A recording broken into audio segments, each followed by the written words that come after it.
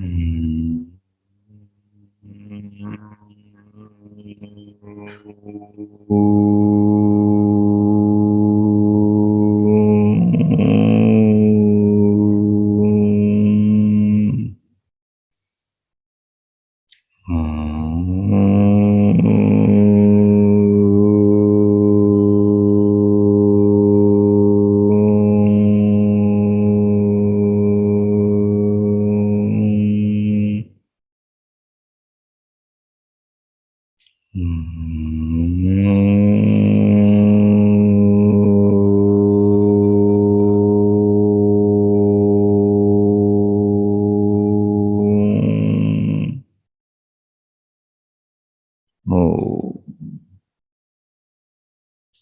वही देखिए, अमृत ध्यान साधना प्रभात सत्संग में आप सभी साधक साधिकाओं का, उपासक उपासिकाओं का हार्दिक स्वागत है।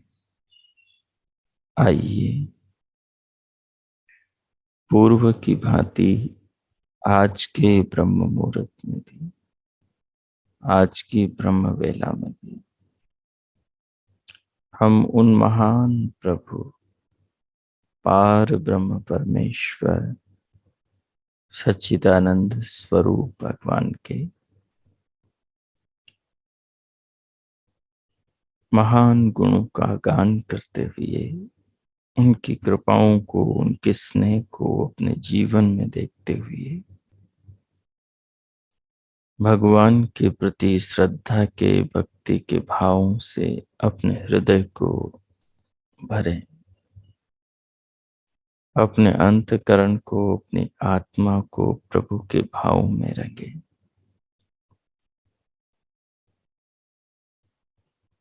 और इन्हीं भाव में स्वयं को कुछ समय के लिए बनाए रखें।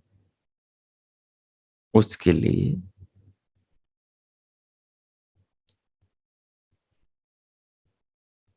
कोई भी अनुकूल आसन आलती पालथी लगाइए, जिसमें स्थिर होकर ध्यान पर्यंत आप बैठ सके।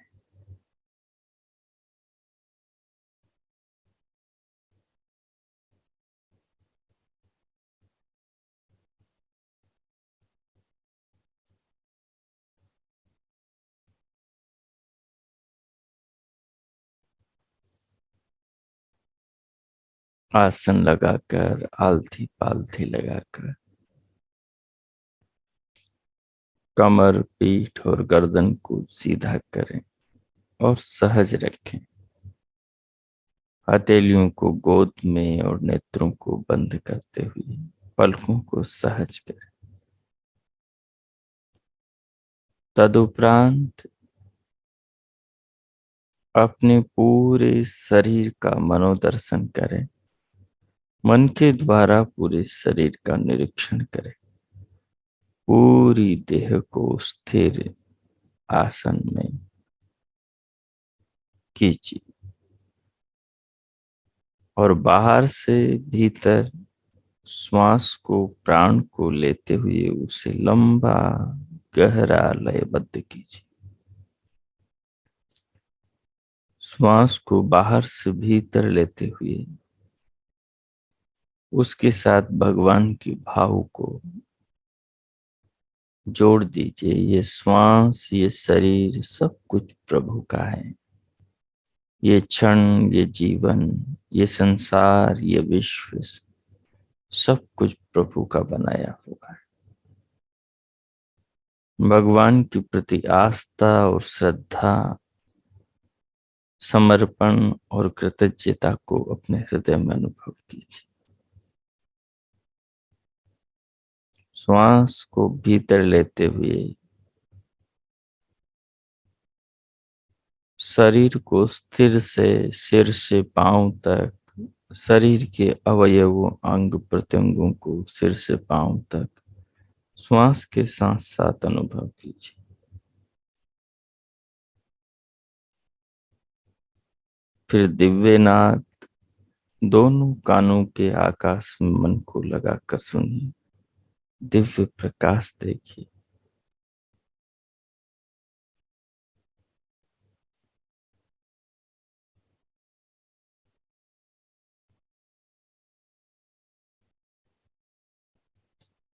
शरीर को अनुभव करते हुए, श्वास को अनुभव करते हुए, दिव्य प्रकाश, दिव्य नाच सुनते देखते हुए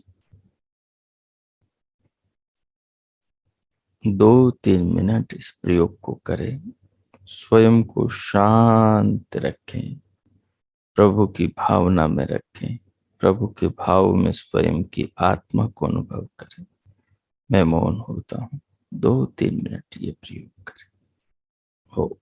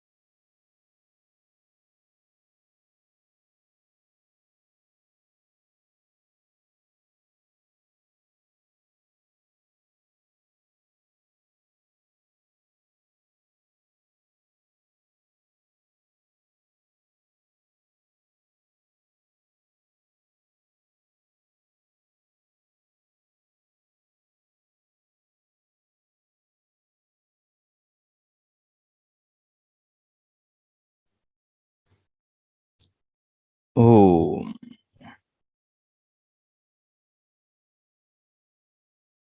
ओम।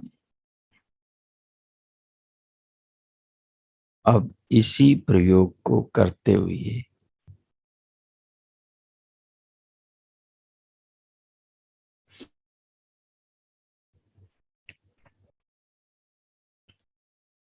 दिव्यनाथ को, दिव्य प्रकाश को सुनते और देखते हुए,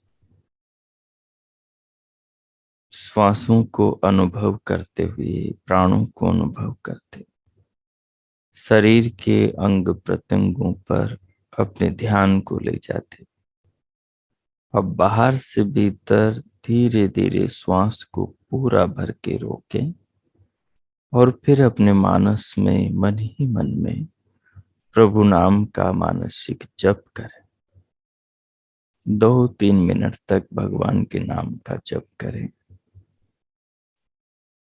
और पूरे जीवन में भगवान की कृपाओं को देखें। संसार में, शरीर में, जीवन में और जगत में भगवान की कृपाओं पर विचार करें। उनके प्रति स्वयं में आस्था, श्रद्धा और समर्पण का भाव अनुभव करें। इन पावन पवित्र भावों से अपने हृदय अंतकरण को पावन करें, अपनी आत्मा को संस्कारित करें। ओ कीजिए। 2-3 मिनट तक मैं फिर मौन हो जाऊं। कीजिए।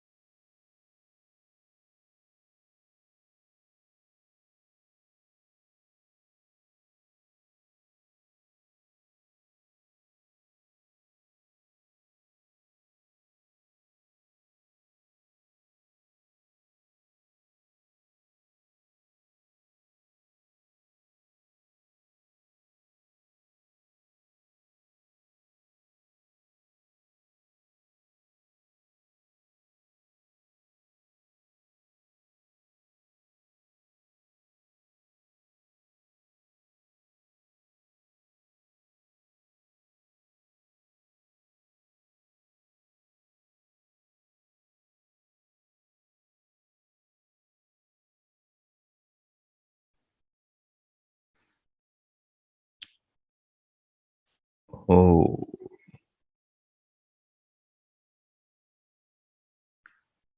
अब आगे इसी प्रयोग के साथ साथ बीच बीच में प्रभु नाम के मानस जप को विराम देते हुए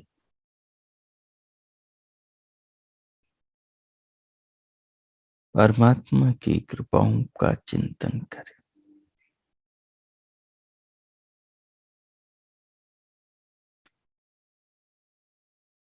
इस जीवन के उद्देश्य का विचार करें।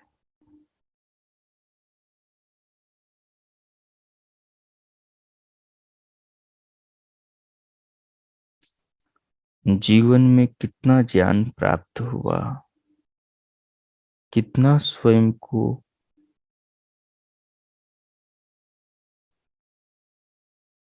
आध्यात्मिक जीवन से जोड़ा, कितना आत्मा परमात्मा से जुड़ा,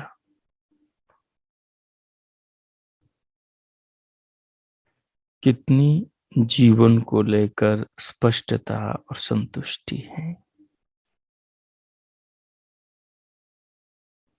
कहीं जीवन व्यर्थ तो नहीं जा रहा।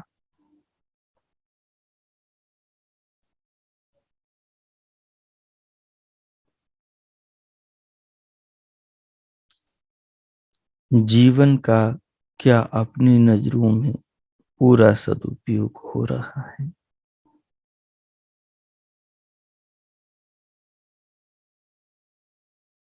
एक दिन सब खो जाएगा, सब हाथों से चला जाएगा, सारे अवसर छिन जाएंगे। क्या तब पश्चाताप नहीं होगा? अगर जीवन कल हाथ से जाना हो तो सबसे पहले क्या करना चाहिए? कौन से कार्य महत्वपूर्ण है? क्या वो संपदा का संग्रह होगा जो आत्मा के संग जा सकती है? आदि आत्म जागरूकता के और आध्यात्मिक निर्माण के बिंदुओं पर चिंतन करें। परमात्मा को साथ में जोड़ते हुए परमात्मा से अपनी आत्मा को जोड़कर 4-5 मिनट ये चिंतन करें। ओ कीजिए।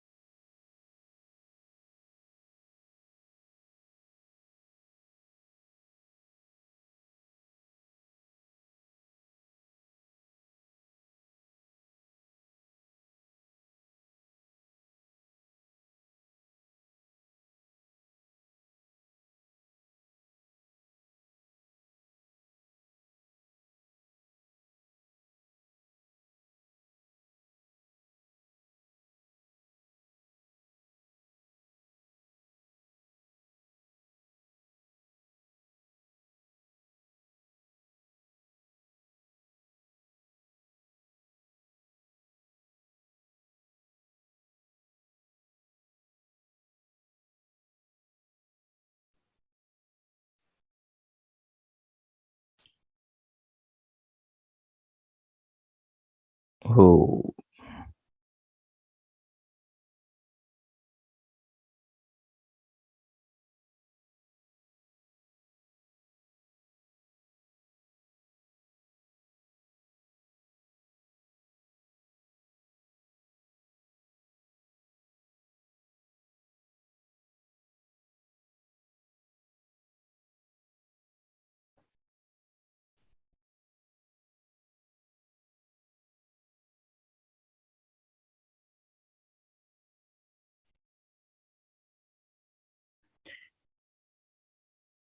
हो। अब चिंतन को विराम दें, स्वयं को शांत अनुभव करें और थोड़ी देर के लिए कुछ भी न सोचें। अपने चिंतन को विराम दें और पूरे शरीर को और स्वयं को अनुभव करें। पूरी तरह अंदर बाहर से शांत हो जाए। केवल स्वयं को, शरीर को अनुभव करें।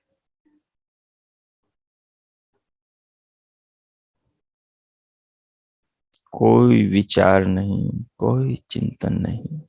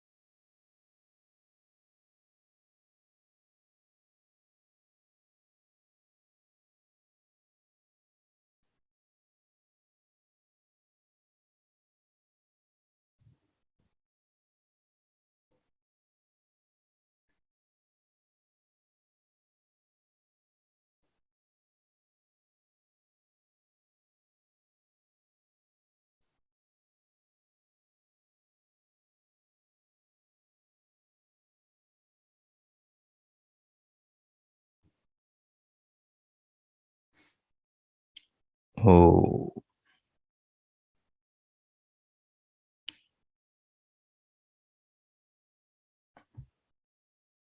अब शरीर को अनुभव करें और भीतर से बाहर स्वयं को लावे। चाहे तो 2-3 बार हथेलियों का परस्पर घर्षण करें। भूषण हथेलियों से मुखमंडल का स्पर्श करते हुए उंगलियों के मध्य से पलकें खोलते हुए स्क्रीन पर आ जाए।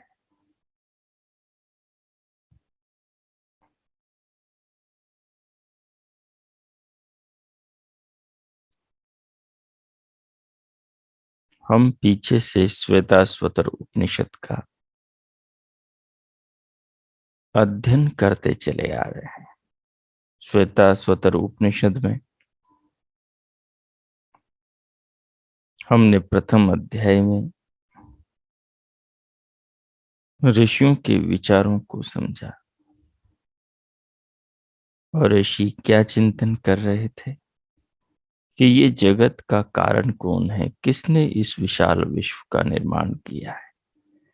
वो सत्ता, वो शक्ति, वो इस जगत का स्वामी, हम सबके जीवन दाता विधाता कौन है।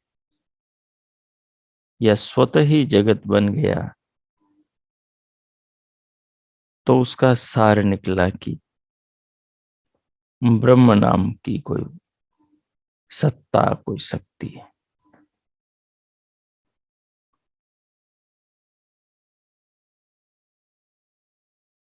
जिसने इस विशाल विश्व का निर्माण किया है। किसके लिए किया है? जीवात्माओं के लिए किया है।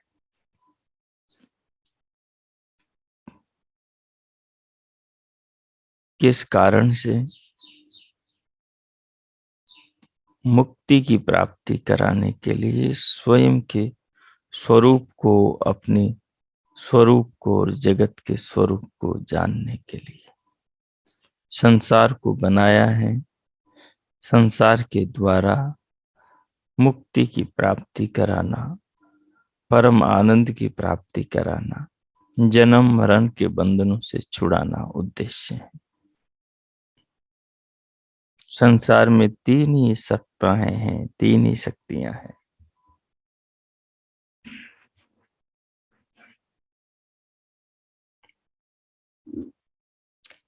आत्मा, परमात्मा और प्रकृति।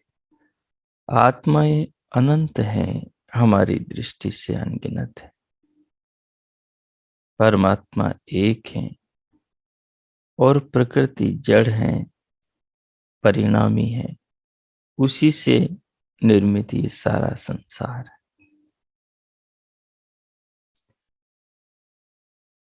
इन तीनों तत्वों के स्वरूप को, इनको जानने की प्रक्रियाओं को हमने प्रथम अध्याय में समझा नाना प्रकार से।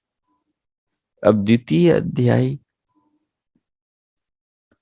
योग की प्रायोगिक विधियों को बताने के लिए प्रारंभ हो रहा है। द्वितीय अध्याय में ईश्वर को योग के द्वारा कैसे प्राप्त किया जाए, ये श्वेता सूत्र में बताया जा रहा है। सो देखिए, आज हम द्वितीय अध्याय के प्रथम श्लोक का प्रारंभ करेंगे। यद्यपि ये मंत्र है,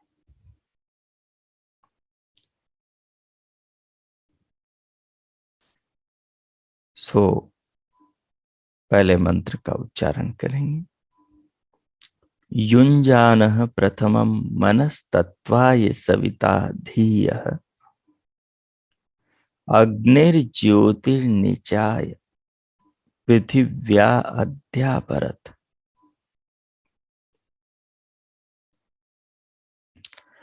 ओम युञ्जानः प्रथमं मनस्तत्त्वाय सविता धियः अग्निर्ज्योतिर्निचाय पृथिव्या भरत्।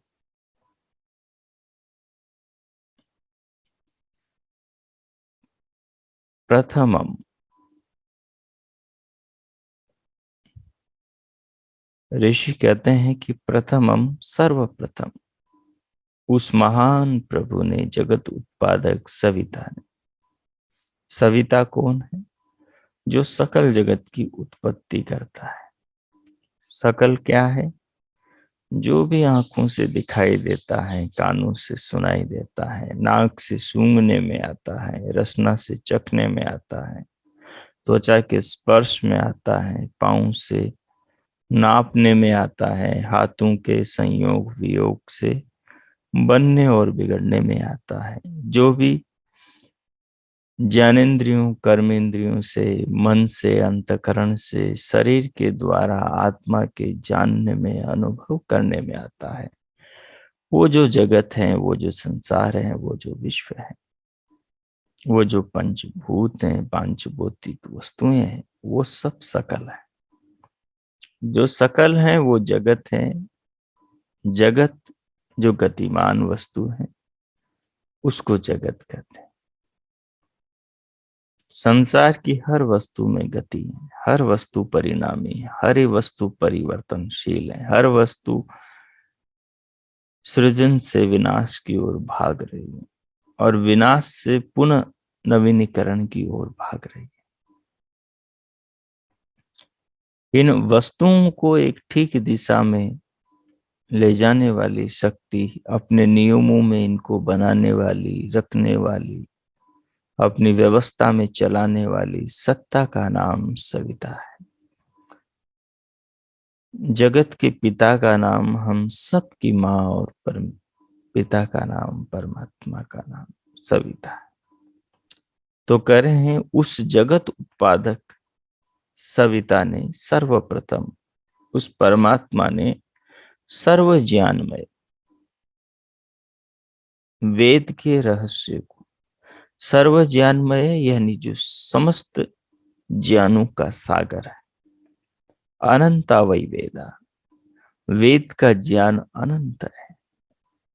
जैसे हमारी दृष्टि से ये संसार लोक परलोक अनंत है, ब्रह्मांड अनंत है, इसका कोई और छोर हम नहीं पा सकते, वैसे ही इस संसार का ज्ञान का जो कोश, जो भगवान का ज्ञान, भगवान की वाणी वेद है, वो भी अनंत है। उसके मंत्र तो सीमित हैं, परंतु उन मंत्रों में जो ज्ञान है वो अनंत है।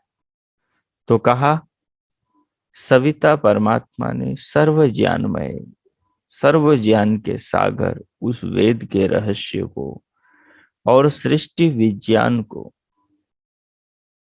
जगत रचना के ज्ञान को यथार्थ रूप में समझने और समझाने के लिए, समझने वालों के लिए और आगे के मनुष्यों को समझाने के लिए, समझाने वालों के लिए, समझने और समझाने वालों के लिए दिए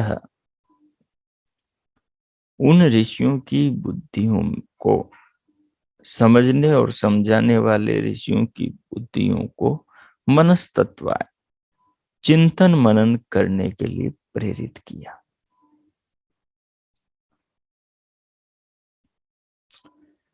जिससे अग्नि, उस सब लोक लोकांतरों को प्रकाशित करने वाले भगवान का सत्व रजतम इस मूल प्रकृति से महतत्व, अहंकार, 11 ज्ञानेन्द्रियां, कर्म इंद्रियां, मनस्तत्व, 5 तन मात्राएं, 5 स्थूल भूत और उनसे ये विविधाकार जगत बनाने वाले ईश्वर का अग्नि इन सब वस्तुओं को, इनके नाम रूप को प्रकाशित करने वाले उस अग्नि स्वरूप सबके प्रकाशक परमात्मा का विज्ञान, उस विज्ञान का और पृथ्वी सृष्टि विज्ञान का यथार्थ बोध होता हुआ, किनको, जिनके मन को भगवान ने इस जगत की रचना को समझने के लिए चिंतन मनन में प्रेरित किया। सविता कौन है? प्रेरित करने वाला देवता परमात्मा। अधि आ भरत, ज्ञान विज्ञान की उन्नति के साथ साथ मानव जीवन की सफलता के भी ठीक ठीक उपायों को अच्छे प्रकार समझकर इहलौकिक और पारलौकिक उभयविध दोनों प्रकार के सुखों को मनुष्य, मानव, ऋषि मुनि प्राप्त करने में सामर्थ्यवान हो, समर्थ हो सके, इसलिए उनकी बुद्धियों को इस विश्व के चिंतन मनन में भगवान ने प्रेरित किया और उनको पृथ्वी के विज्ञान का, जगत के विज्ञान का बोध कराया। जैसे एक पुस्तक बच्चे के हाथ में देकर उसका अध्यापक उसे एक एक पंक्ति को समझाता रहता है, पढ़ाता रहता है, जैसे एक गुरु अपने शिष्य को चिंतन का मार्ग बताता है, जैसे गुरु अपने शिष्य को ध्यान में बैठकर उसे क्या क्या करना है, कैसे कैसे करना है, उसका सुझाव देता है, ऐसे परमात्मा ने सृष्टि की आदि में प्रथम उत्पन्न हुई अमैथुनी सृष्टि के ऋषि मुनियों को प्रेरित किया, उनकी बुद्धियों को, उनके मन को, उनके विचारों को जगत के चिंतन में लगाया, जगत के चिंतन से जोड़ा। वो लौकिक भी उन्नति करें, वो पारलौकिक भी उन्नति करें, वो संसार का सुख भी भोगें और इसको जान करके संसार की निसारता को और वो परमात्मा के परम आनंद को भी प्राप्त करें। इस प्रकार का सामर्थ्य, समझ, ज्ञान और शक्ति, शरीर, साधन सब परमात्मा ने उनको प्रदान की। ऐसा हुआ भी। सृष्टि के आदि से महाभारत पर्यंत सब प्रकार का ज्ञान, विज्ञान और सुख शांति थी। इसके पश्चात लोग वेद विरुद्ध, बुद्धिहीन मत मतांतरों के चक्कर में पड़कर परस्पर ईर्ष्या द्वेष से युक्त होकर लड़ने मरने लगे और सर्वत्र फिर अशांति फैल गई। क्योंकि बंधुत्व के भाव में भगवान का ज्ञान वेद ही बांध सकता है। मित्रता के भाव में, स्नेह के भाव में, दया, करुणा और धर्म के भाव में, मानवता के भाव में तो परमात्मा का ज्ञान ही बांध सकता है, क्योंकि परमात्मा सबका पिता है। लेकिन जिन्होंने अपना पिता अलग बना लिया, जिन्होंने अपना धर्म, अपना ईश्वर, अपना गुरु अलग, अपने मत, अपने विचार, अपने अभिमान के अनुसार गढ़ लिया, या पूर्व से आगे से चली आ रही भ्रांति के जाल में जो फंस गए, उन्होंने मानवता के बीच में दीवारें खड़ी कर दी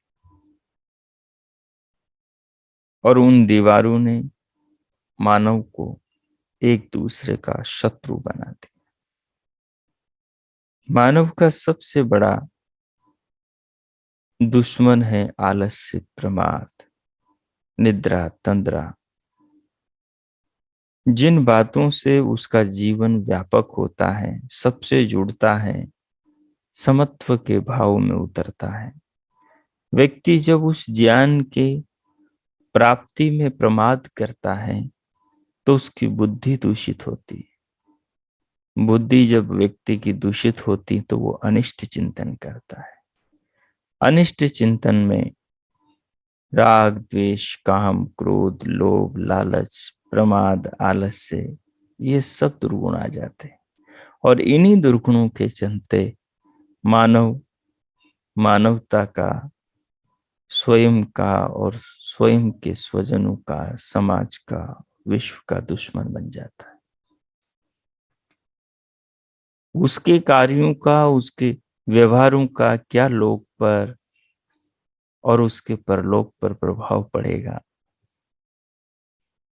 इसका सोच विचार, इसकी समझ उसके दिमाग से चली जाती, उसकी बुद्धि से चली जाती।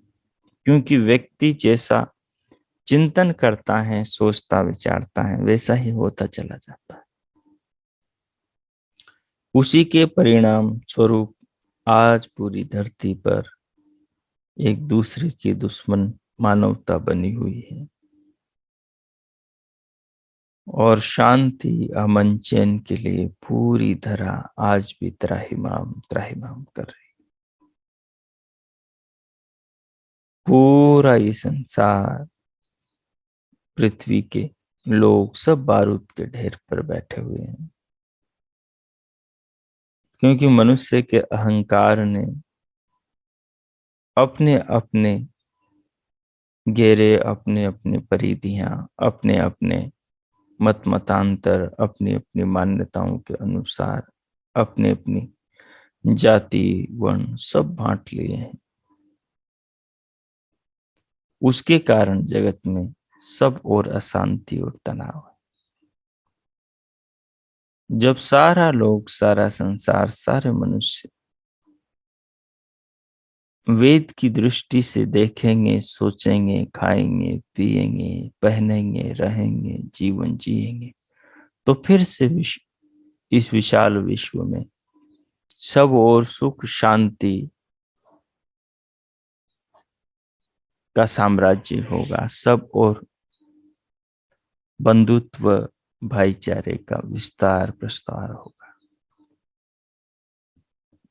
परमात्मा ने जो जगत के आदि में, आरंभ में जिस रीति से मनुष्यों का जीवन प्रारंभ किया था, उसी रीति से जब मनुष्य जीवन को जिएगा तो समाज में, परिवार में सब और शांति और विश्व में अमन चैन होगा।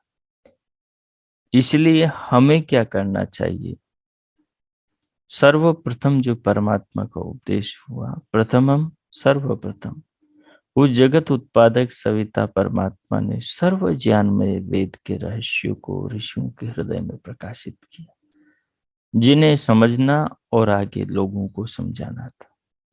तो हमें भी यही करना है कि परमात्मा ने जो वेद का ज्ञान ऋषियों के हृदय में दिया था, उस ज्ञान को हम अपने हृदय में धारण करें, जो किताबों के रूप में हमारे पास में है, और उसके अनुसार अपनी बुद्धि को चिंतन में, विचार में, जीवन को जीने के भाव में लगाएं कि कैसे जीवन को जीना है।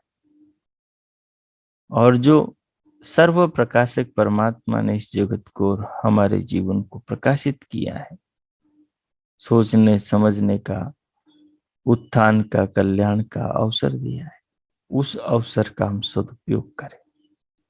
जितना जितना हम पृथ्वी, सृष्टि, विज्ञान को, जगत के पदार्थों की रचना, व्यवस्था, उनके नियमों को ज्यों ज्यों जानेंगे, त्यों त्यों हम परमात्मा से अपने आत्मा को और जोड़ते चले जाएंगे। तो हम संसार की वस्तुओं के निर्माण की योजना पर विचार करें और उत्तम श्रेष्ठ संस्कारों का चित्त में संग्रह करें, उत्तम कर्म करें, जिनसे अपना लोक, ये संसार अच्छा हो और परलोक, अगला जन्म भी अच्छा हो। भगवान ने सबको सामर्थ्यवान बनाया है, सबको दो हाथ, पांव, दिमाग, मन, सोचने विचारने की शक्ति, अंतकरण, नेत्र, कान, घ्राण, रसना, त्वचा, बहुत शक्तियां प्रदान की हैं। आदमी ने भगवान की इन शक्तियों से जगत के अंदर आकाश में विमान उड़ाए, पानी पर जहाज दौड़ाए, तैराए हैं और धरती पर रेलगाड़ियां दौड़ाई। बिना तार के मोबाइल से हजारों कोसों की दूरी पर बात करता है आदमी। बहुत आदमी ने विकास किया है, लेकिन ये विकास धरती पर शांति की दृष्टि से नहीं हुआ।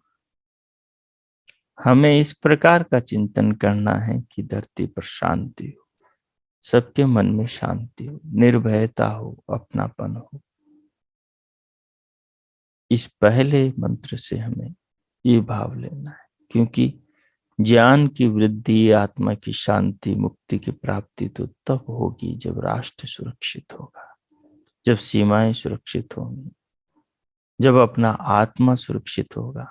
जैसे बाहर के शत्रुओं से हमारा राष्ट्र बाधित होता है, राष्ट्र को नुकसान पहुंचता है, वैसे ही हमारे भीतर के जो शत्रु हैं, काम है, क्रोध है, लोभ है, मोह, उससे हमारा आत्मा आहत होता है, उससे हमारा आत्मा गलत दिशा में जाता है। इसलिए हमने, जो भगवान ने हमारे पूर्वजों को चिंतन का मार्ग बताया था, उसी प्रकार से हमें भी चिंतन करना है और जीवन को कल्याण की राह पर लेकर चलना है। तो आज के पाठ को इतना ही रखेंगे। अब आप ध्यानस्थ होकर भगवान का धन्यवाद करें और इस ज्ञान को आत्मसात करें, जो मन में भाव हो संकल्प करें, और इस जीवन के लिए, ज्ञान के लिए, संसार के लिए, सब पदार्थों के लिए परमात्मा का, अपने परम पिता, परम माँ भगवान का धन्यवाद हो कीजिए।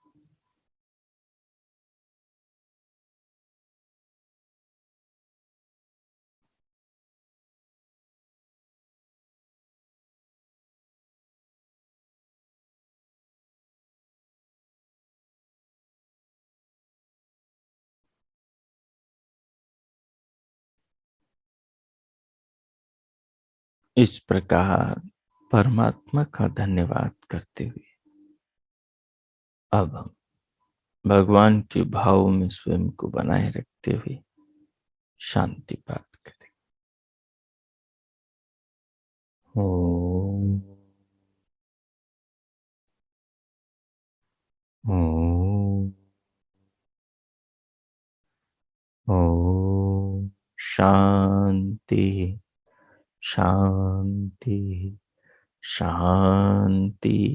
ओम। ओम।